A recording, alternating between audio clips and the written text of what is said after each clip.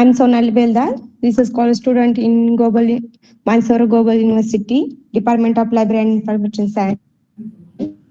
My topic is ethics frameworks in library and information science researchers addressing contemporary challenges with quality methodology. इसमें sir evaluating ethics frameworks in library and information science research are solutions to addressing posted by digital technology changes हो रहे हैं और changes को accept करने में और changes को किस लेवल पर इफेक्टिव और चेंजेस इफेक्टिव है या नहीं और जल्द से जो सब्जेक्ट में चेंज और बदलाव हो रहा है। सोनाली जी आपका जी सर मुझे विजिबल नहीं है। जी हो रहा है sir. Now it's visible. Sir इस टॉपिक के बारे में मैं बताना चाहता हूँ कि लाइब्रेरी साइंस में जो चेंजेस हो रहे हैं वो चेंजेस को एक्सेप्ट करने में और चेंजेस किस लेवल पे है और वो चेंजेस का इफेक्टिव कितने जल्दी लाइब्रेरी साइंस सब्जेक्ट है उसमें हो रहा है और उसमें हम जो गुड मेथोडोलॉजी यूज करके और कौन सी इसमें क्वालिटी डेवलपमेंट कर सकते हैं कि नहीं ये दिखाने के लिए और जो इथिक्स का फ्रेमवर्क है उसी के कायदेदानों में रह के उसके बाहर में जाके लाइब्रेरी के बारे में हम क्या कर सकते हैं इस वजह से मैंने ये टॉपिक लिया है सर। इसमें मैंने टेबल ऑफ कंटेंट है मेरा इंट्रोडक्शन में सर मैं टॉपिक का जो भी टॉपिक किस वजह से लिया है क्या सेकेंड पॉइंट है लिटरेचर रिव्यू मैंने सर लेटेस्ट के जो भी लिटरेचर हुए इसमें इस पर टॉपिक पे हुए हैं प्रेजेंट उस पे किया है। ऑब्जेक्टिव मेरे सर 4 ऑब्जेक्टिव है इसमें जो मेन पार्ट ले दिखाएंगे सब्जेक्ट में क्या क्या है क्या क्या नहीं। मेथोडोलॉजी मैंने सर डिफरेंटली यूज किए हैं। हाइपोथेसिस है हाइपोथेसिस स्टेप में डिमांड है। प्लान ऑफ वर्क किया है सर 2 इयर्स का उसमें मंथ डिवाइड किया है 6 एक्सपेंड आउटकम क्या आएंगे नेक्स्ट लेवल पे किया है सर और रेफरेंसेस है। आगे इंट्रोडक्शन में टॉपिक का देना चाहूंगी सर। सोनाली जी आपने यूज करी है ना ब्लैक कलर में पूरा नहीं सर ये दिखा रहा है ब्लैक कलर नहीं है ये इसका पिंक कलर है लेकिन वो वर्ड पीडीएफ का फाइल ओपन हुआ है इस वजह से ब्लैक कलर दिखा रहा है। क्योंकि ये विजिबिलिटी इसकी प्रॉपर नहीं आ रही है। जो इसका बैक का कलर है ना वो सर पिंक है और ब्लू कलर इंट्रोडक्शन के हाथ ब्लू कलर है लेकिन वो फोन पे किया है ना इस वजह से वो ब्लैक दिखा रहा है। Okay go ahead. Introduction start करो सर। यस हाँ firstly exploring its changes in library and information science professional examine how to in library professional navigation ethics in the digital age. Thirdly addressing contemporary ethics challenges with the evaluation framework. Fourthly the role of quality methodology in depending understanding. इसमें sir library profession में जो भी ethics का changes हो रहा है जिन्हें जानना और कौन से और इनको समझाना ये जरूरी है। जो डिजिटल टेक्नोलॉजी डेवलप हो रही है इसमें जो परेशानी आ रही है डिजिटल लाइब्रेरी प्रोफेशनल को और डिजिटल टेक्नोलॉजी वही उसी परेशानी को हम कैसे what do you जी sir what do you understand by ethical challenges in library science?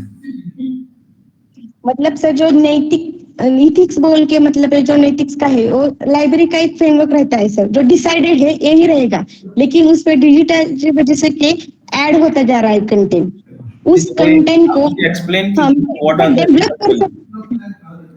What are the ethical challenges comes under the framework of library science? Sir ethical challenge में sir जो digital का point आएगा जो role होता है librarian का वो understanding level उनकी जो वो रहेगा सर। नहीं तो एथिकल चैलेंजेस क्या है मैं वही जानना चाहता हूँ। What are the ethical challenges? जो सर अभी इस समय में पहले हम इथिक्स से बनाया था वो मतलब अब कॉपीराइट आ गया है सर डिजिटल कॉपीराइट सर हम नहीं फॉलो कर रहे हैं कुछ लाइब्रेरी प्रोफेशनल में वो सर इम्पोर्टेंट है। इंफॉर्मेशन का राइट जिसके पास है उसके पास ही रहना चाहिए वो किसी के बनाए हुए दूसरे तरफ इंफॉर्मेशन जा रही है। ये सर उसमें बताना होगा। So you have to explain all those ethical challenges. What type of ethical challenges actually a librarian is facing, or in library sciences there are these are the list of ethical challenges that you have to explain. Okay. मतलब sir evaluation framework ethics में sir रहकर ही उसमें क्या changes है, future में जो क्या problem आ रही है सर इस प्रोफेशनल में, उनको सॉल्व करने के लिए क्या आपका कर स्क्रीन सकते मुझे हैं नहीं वो। दिख रहा, आपका स्क्रीन लॉक हो गया। ओके, गो अहेड, आगे बताइए।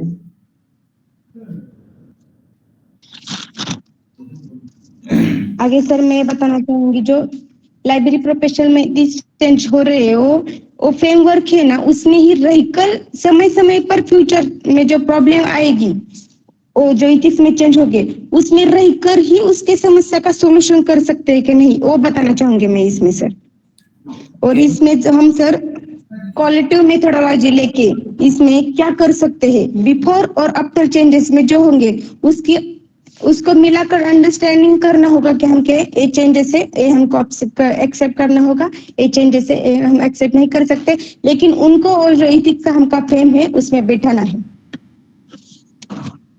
ओके, आगे चलिए। सर मैंने लेटेस्ट के रेफरेंस किए हैं लिटरेचर जो मतलब 5-6 साल पहले के, ये सब अब तक के अपडेट है, अपडेट वाले यूज करके रेफरेंस किया है।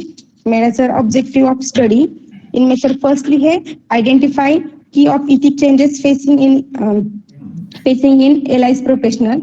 लाइब्रेरी प्रोफेशनल में सर जो भी इथिक्स चेंजेस हो रहे हैं वो कितने डिफरेंट चेंजेस हो रहे हैं उनको फेस करना पड़ता है, और उनमें जो फेस करते समय उनमें हमको सर परेशानी हो रही है, और वो परेशानी के लिए वो परेशानी कम हो या परेशानी जानने के लिए ये पहला ऑब्जेक्टिव मैंने डिसाइड किया है। और दूसरा है access the evolution of ethics framework in response in technology advancement. जो डिजिटल टेक्नोलॉजी में इथिक्स फ्रेमवर्क है वो डेवलप हो रहा है, उसमें चेंजेस आ रहे हैं जिसमें कि कॉपीराइट है, इंफॉर्मेशन राइट्स है, डिजिटल सिक्योरिटी, इंफॉर्मेशन अपग्रेडेशन ये हो रहा है। वो लाइब्रेरी प्रोफेशन में न्यूली चेंजेस हो रहे हैं, उनको एक्सेप्ट करना और इवैल्यूएशन करके उनमें से क्या जरूरी है क्या जरूरी नहीं है, उन जो जरूरी नहीं है उनकी आवश्यकता ये निर्माण करना और जरूरी है उनको प्रोत्साहन देना, ये मेरा सेकंड ऑब्जेक्टिव है sir.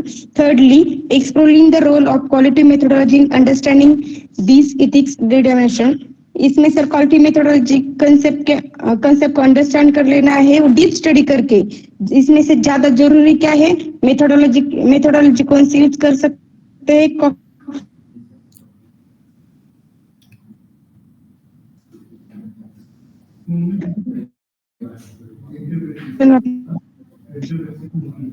In the good decision making में एक कैसा यूज कर सकते हैं library professional sir. Second topic में सर स्लाइड है मेथोडोलॉजी में sir quality research methodology use करेंगे। इंटरव्यू में सर क्वालिटी मेथोडोलॉजी में डिसीजन मेकिंग होगा library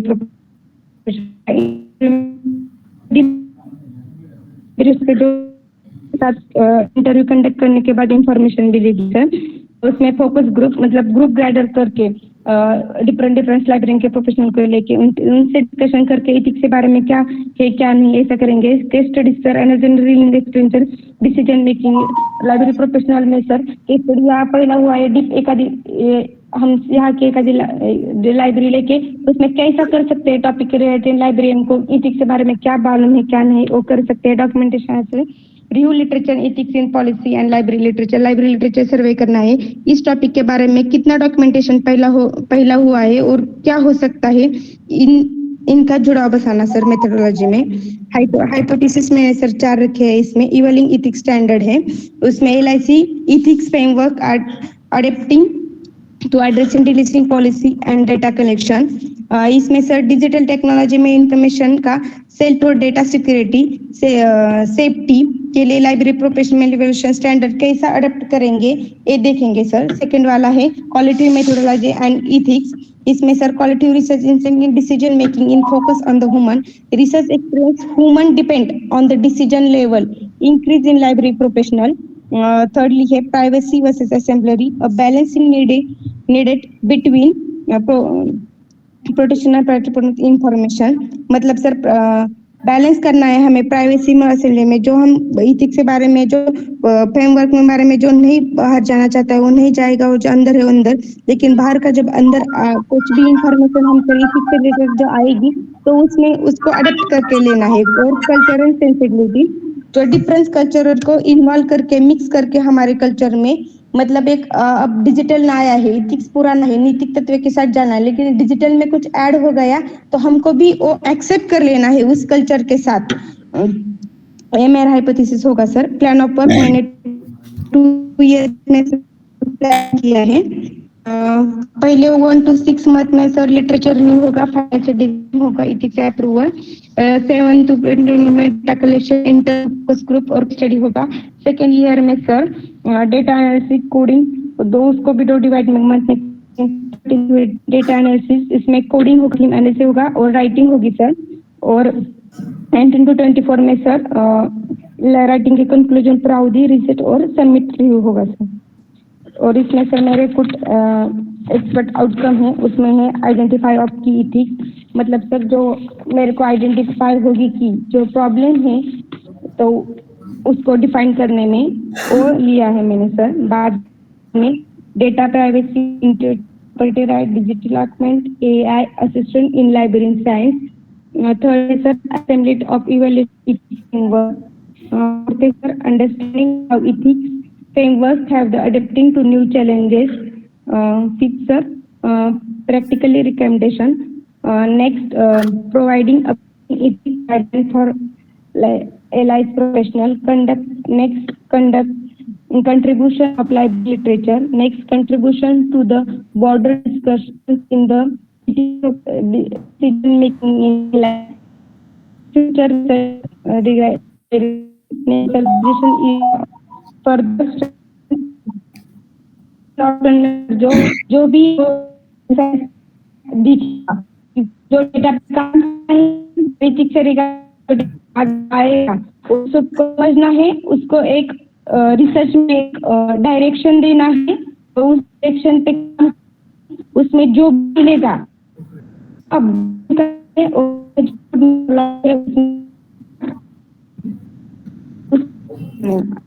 sir. Sonali ji,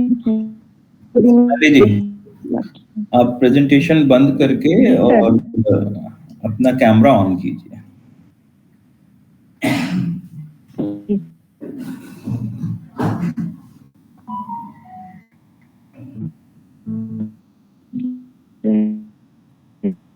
You can stop your presentation.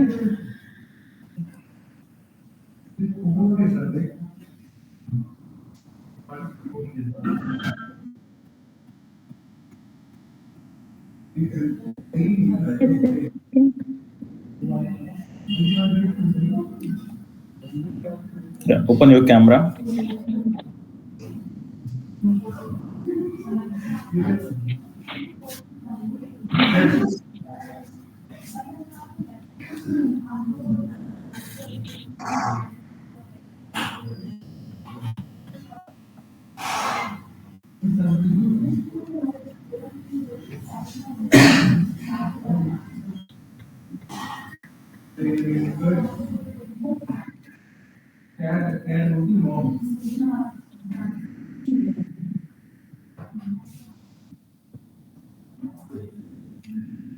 अपना कैमरा ऑन कीजिए सोनाली जी। जी सर, किया है। नहीं, मेरे को नहीं दिख रहे आप। मीटिंग में कैमरा ऑन कीजिए। मीटिंग में किया है सर। मीटिंग में ऑन कीजिए। हुआ क्या सर? जहाँ माइक बना हुआ है, माइक के बगल में कैमरे का ऑप्शन होगा। जी जी किया है मैंने सर। मेरे को आप दिख रहे हो? पर मेरे को आप नहीं दिख रहे हो।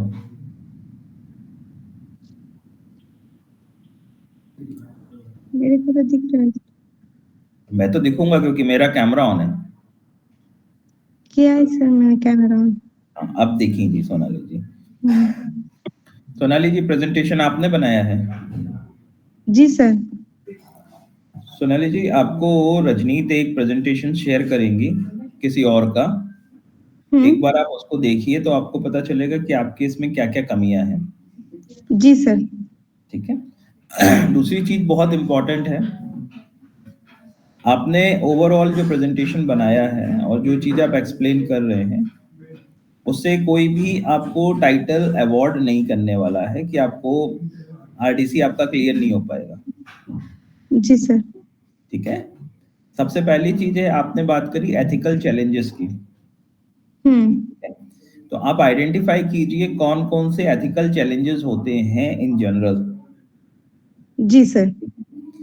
उनको लिस्ट आउट कीजिए, अलग से बना के रखिए। जब भी वाइवा होगा तब आपको बताना है कि these are the following ethical challenges which a library professional is facing जी और sir. These are the practice of ethics that they have to follow.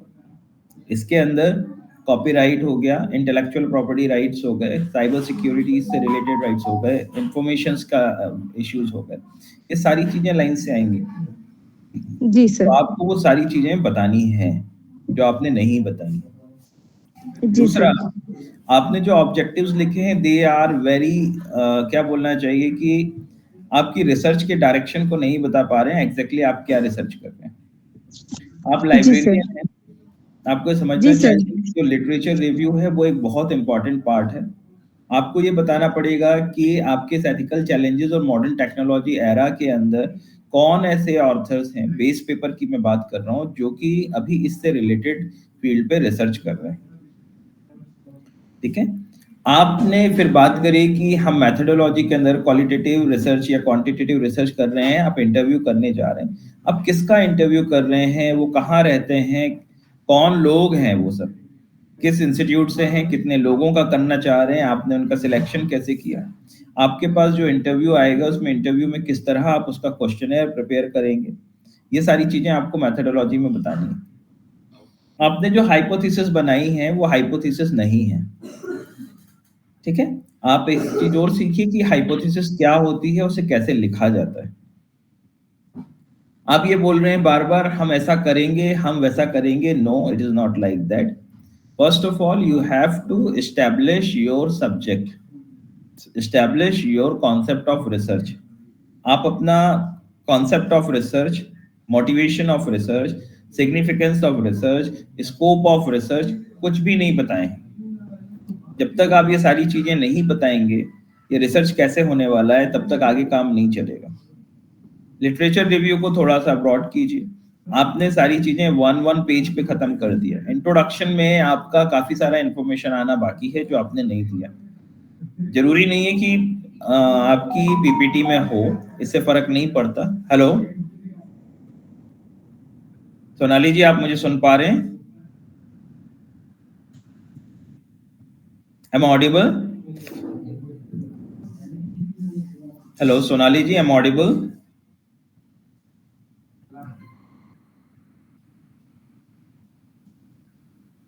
और सर आपकी। या सोनाली जी, आप मुझे सुन पा रहे हैं अभी तक जो मैंने बोला? जी सर। जी सर, जी आ रही है आवाज। हाँ, तो पहली चीज जो है, आप अपना इंट्रोडक्शन को प्रॉपर खुद से समझिए कि आपको क्या क्या बताना। This is PhD research degree committee viva, it is not just a simple कि आपने कुछ भी बोला चल जाएगा। आप जी अपने सर। आपने सिनॉप्सिस बनाया होगा, जी सर। सिनॉप्सिस में प्रॉपर इंट्रोडक्शन दिया होगा, उसमें चैलेंजेस, एथिकल चैलेंजेस, डिजिटल में हम क्या क्या यूज कर रहे हैं, आपने लास्ट में दिया आप एआई का भी काम करेंगे। तो how AI help a librarian, वो आपने नहीं बताया। आप किस तरह के टूल्स, किस तरह के सॉफ्टवेयर, किस तरह के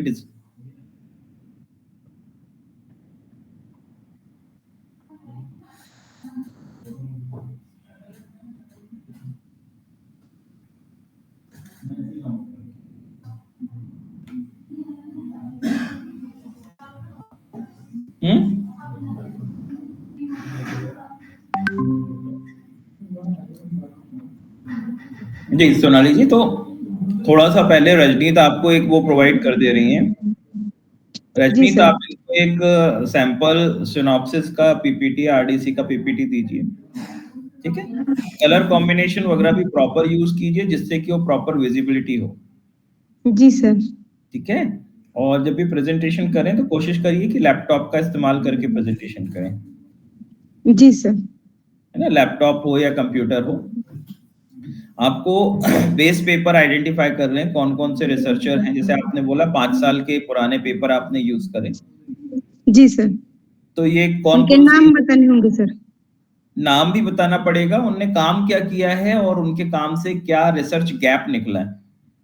जी सर। आपने रिसर्च गैप की तो कहीं बात ही नहीं करी कि क्या क्या रिसर्च गैप्स नहीं हैं। की सर, नहीं की सर। तो बिना रिसर्च गैप के रिसर्च नहीं होता। सबसे पहले रिसर्च गैप्स आता है, रिसर्च गैप से ऑब्जेक्टिव्स बनते हैं, तब तो आपको पता चलेगा ना कि ये कमियां हैं जिनके ऊपर मुझे नई रिसर्च करनी है। जी सर। ठीक है। बेस पेपर आइडेंटिफाई कीजिए कि लोग अभी वर्तमान में क्या काम कर रहे हैं और उसमें आप उनके काम को कैसे एक्सटेंड कर सकते हैं या उन्हीं के काम को रीयूज कर सकते हैं। जी सर। हमारी 2 वर्कशॉप हुई हैं रिसर्च मेथोडोलॉजी के ऊपर और आरडीसी के ऊपर, क्या आपने अटेंड करी थी? फर्स्ट वाला किया था सर, सेकंड वाला नहीं किया था, फर्स्ट वाला किया था।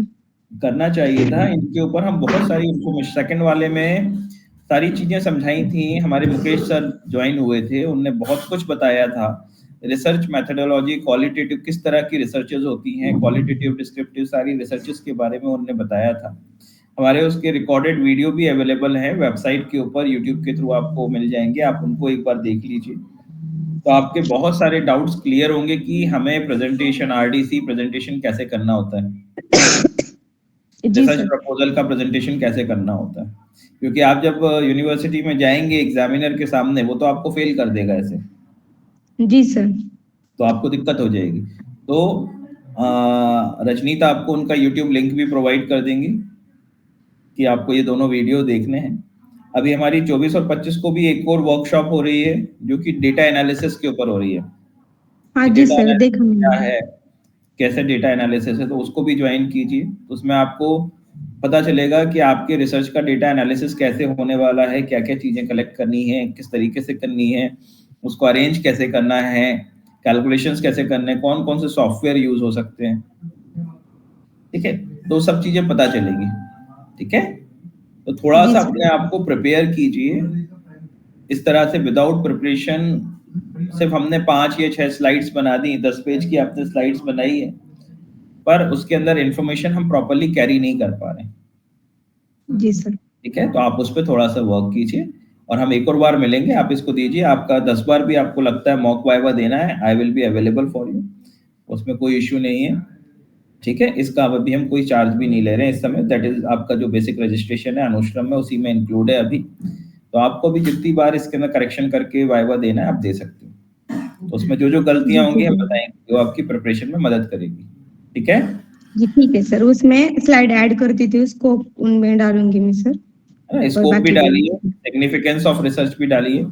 ठीक है, आपको अपना टाइटल भी अच्छे से समझ में आना चाहिए कि मैंने ये टाइटल लिया है, कॉमन टाइटल ना हो।